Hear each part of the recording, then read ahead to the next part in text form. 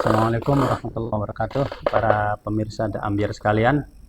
Alhamdulillah kita hari ini dapat melanjutkan kajian yang kedua dari kitab Maqasidus Shaum karya Syekh Izzuddin bin Abdussalam.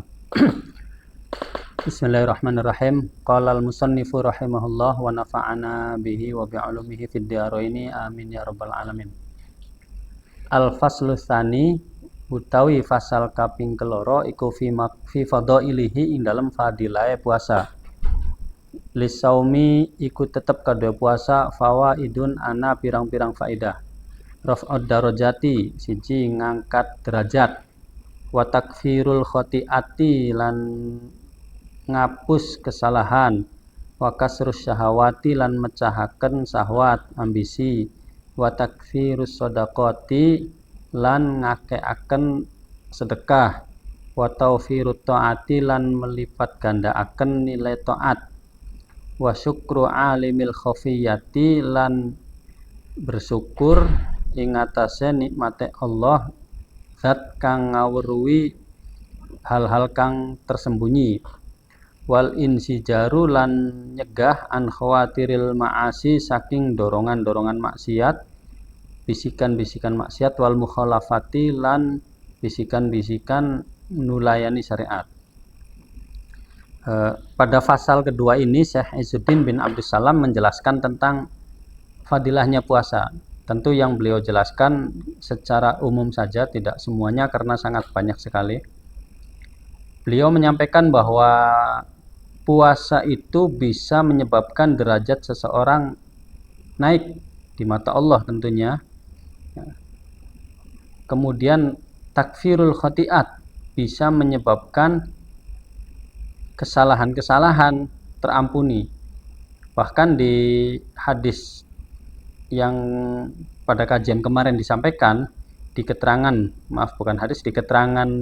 yang kemarin disampaikan, Syekh Izzuddin bin Abdussalam menjelaskan bahwa puasa itu ketika dilakukan dengan benar sesuai ketentuan yang sudah ditentukan oleh Allah melalui Rasulnya dan disampaikan melalui lisan para ulama tentunya, puasa itu bisa menyebabkan seseorang mendapatkan ampunan dari dosa yang dosa itu sebenarnya sudah menyebabkan orang tersebut pasti masuk neraka.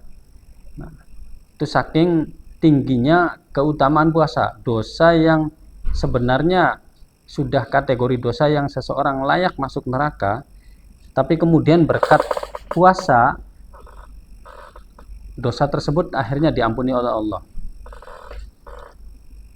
Wa kasrus syahawat, memecahkan syahwat. Syahwat itu syahwat duniawi, ambisi, termasuk syahwat-syahwat yang ini dan semuanya. Pokoknya semua ambisi duniawi apapun itu bisa terpecah, bisa terkendalikan dengan kita melakukan puasa.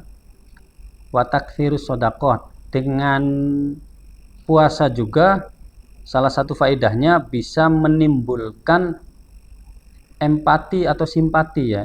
Empati dan simpati artinya orang berpuasa itu sikap dermawannya bertambah. Yang tadinya jarang sedekah jadinya gemar bersedekah dan sebagainya. Kalau di Arab Saudi itu apalagi di setiap musola itu disediakan banyak makanan, banyak orang di tengah jalan bersedekah dan sebagainya. Jadi naluri kita berbagi itu meningkat ketika kita berpuasa. Kenapa? Karena pada kondisi kita lapar dan sebagainya, mungkin kesadaran akan betapa orang lain yang kelaparan perlu dibantu itu makin tinggi, sehingga naluri kita berbagi semakin tinggi.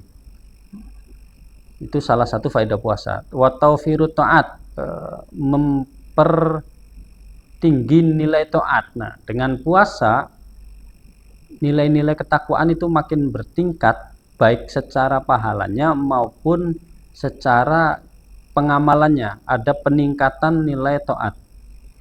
Wa syukru alimil khafiyat, kemudian berpuasa juga bagian dari cara kita bersyukur kepada Allah, zat yang maha mengetahui semua yang kita tidak ketahui, semua hal-hal yang khafi, yang samar, yang gaib dan sebagainya. Kemudian salah satu faidah dari puasa tadi al-injizaru an khawatiril ma'asi wal mukhalafat, mencegah dari bisikan-bisikan untuk melakukan kemaksiatan ataupun penyelewengan-penyelewengan terhadap aturan-aturan syariat. Puasa itu bisa mencegah itu semua. Selanjutnya Syekh Izzuddin bin Abdus Salam menjelaskan satu persatu dasarnya dari mana beliau menyampaikan bahwa puasa itu bisa meningkatkan derajat seseorang. Fa amma raf'ud darajat, anapun utawi puasa bisa ningkataken derajat, iku faliqaulihi sallallahu alaihi wasallam, karena firmane Allah, firmane Rasulullah atau dawuhe Rasulullah sallallahu alaihi wasallam, idza jaa ramadhanu futihat abwabul jannati wa khuliqat abwabun nari. Wa idza jaa nalikane teka Ramadan ulan Ramadan futihat den buka opo abwabul jannati pintu surga, wa khuliqat lan ditutup opo abwabun nari pintu neraka, wa suffidat lan dibelenggu opo asyayatinu piro-piro setan. Hadis riwayat Imam Muslim bahwa ketika bulan Ramadan datang itu pintu surga dibuka. Artinya apa? Setiap kebaikan sangat cepat sekali menghantarkan orang-orang ke surga. Wa khuliqat abwabun nar, pintu neraka ditutup, potensi kejahatan makin sedikit, keinginan-keinginan berbuat jahat makin terpendam dan sebagainya. Tapi masih banyak juga walaupun ditutup, orang masih berusaha masuk lewat jendela. Jadi walaupun ditutup masih banyak yang melakukan pelanggaran, ya tetap saja nanti kalau tidak mendapat ampunan Allah dia tetap masuk surga, masuk neraka. Wasuffidat asyayatin, setan dibelenggu. Nah, muncul pertanyaan, loh katanya setan dibelenggu tapi kok masih banyak orang yang nggak puasa padahal dia muslim, masih banyak orang yang menggunjing orang dan sebagainya. Nah, ingat bahwa setan itu fungsinya hanya yuwaswisu, membisiki kita untuk melakukan kejahatan. Dia tidak sekuat nafsu kita dalam mendorong kita melakukan kejahatan. Dalam Al-Quran dijelaskan inna kaidasyaitani kana dha'ifa. Upaya setan untuk menjerumuskan kita itu sebenarnya lemah, gampang dikalahkan. Yang sangat susah kita kalahkan itu justru dorongan dari nafsu kita. Maka walaupun setannya dibelenggu, ya masih banyak saja orang-orang yang kemudian mengambil peran sebagai setan kan, dengan dorongan nafsunya akhirnya dia tidak puasa, mengajak orang untuk tidak puasa dan sebagainya. Maka dalam sebuah kitab Imam Ghazali menjelaskan, sekarang ini banyak setan yang kemudian sudah pensiun karena perannya sudah diambil oleh manusia, setan-setan dalam bentuk manusia. Setan itu apa sih? Mereka yang mengajak melakukan ketidakbaikan. Kalau kita melakukan ketidakbaikan, itu maka kita adalah manusia pendosa. Tapi kalau kita ngajak orang lain untuk juga melakukan ketidakbaikan, ya kita itu manusia pendosa, tapi juga kita adalah setan dalam bentuk manusia. Maka kalau kalian pengen ketemu dengan setan dalam bentuk manusia, ya lihat saja teman kalian yang ngajak bolos, ngajak apa misalnya sekolah kan, ngajak tidak puasa dan sebagainya, itu setan dalam bentuk manusia. Wali qaulihi sallallahu alaihi wasallam, lan karena dawuhe Kanjeng Nabi sallallahu alaihi wasallam, hikayatan nyeritaken an rabbihi, saking dawuhe pangerane Kanjeng Nabi azza wa jalla. Dasar dari Syekh Izzuddin bin Abdus Salam mengatakan bahwa puasa itu meningkatkan derajat. Ya hadis qudsi ini, ya hadis yang maknanya dari Allah, lafadznya dari Rasulullah, hadis qudsi. Allah menceritakan kepada Rasulullah, tapi secara lafadznya Rasulullah yang menyusun lafadznya. Ini namanya hadis qudsi. Kullu amal ibni Adam lahu, kullu amal ibni Adama, setiap amal ibnu Adam iku lahu kadue ibnu Adame dewek, illa syam, kecuali puasa. Fa innahu setuhune puasa iku li kanggo isun jare Gusti Allah. Wa ana utai isun iku ajzi ngupai pahala istimewa bihi kelawan Ibnu Adam kang puasa mau. Wasiamu te puasa iku junnatun benteng. Fa idza kana maka ing dalem nalikane ana yaumu saumi ahadikum ing dinane puase salah jenis sampean kabeh fala yarfatha maka aja ngomong blesak sapa ahad fala yarfuth maka aja ngomong blesak sapa ahad yauma idzin ing dalem dina iku walayas khob lan aja nyaci sapa ahad fa in sabbahu maka lamun nyaci ing wong sapa ahadun wong sejen au qatalahu atawa guleti sapa wong ing ahad fal yakul maka ngucapa sapa wong inni setuhune isun iku imruun seseorang atau wong soimun kang lagi puasa. Inni soimun isun lagi puasa. Walladzi nafsi Muhammadin biyadih demi zat kang jiwai Nabi Muhammad ana ing kekuasaane zat mau.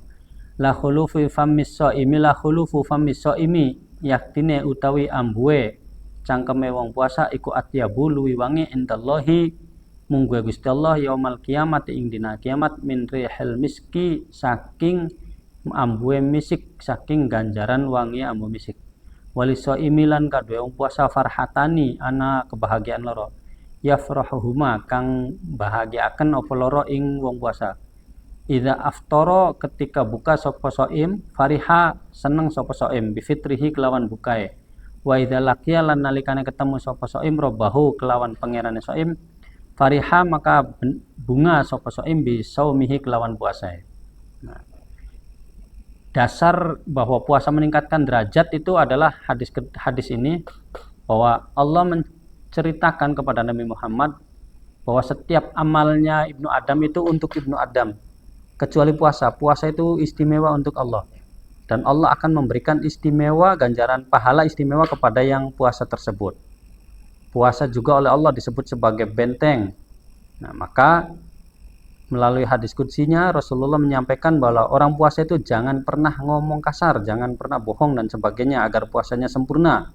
Jangan bertengkar, pokoknya jangan ada konflik dan sebagainya lah, fokus dengan ibadah. Kalau ada yang berusaha memprovokasi bagaimana? Sampaikan, maaf saya sedang puasa, jangan diganggu. Ria enggak. Memang perintahnya seperti itu. Kalau ada yang memprovokasi, ngajak ribut, ngajak ini, sampaikan, maaf saya sedang puasa. Jangan diajak debat. Nah, kemudian Rasulullah menyampaikan bahwa aroma mulut orang puasa yang enggak enak itu ternyata di mata Allah itu lebih wangi, lebih besar pahalanya di hari kiamat nanti daripada aroma minyak misik yang kita gunakan. Memakai wangian kan sunnah, nah, tapi pahalanya lebih besar aroma mulutnya orang yang puasa itu.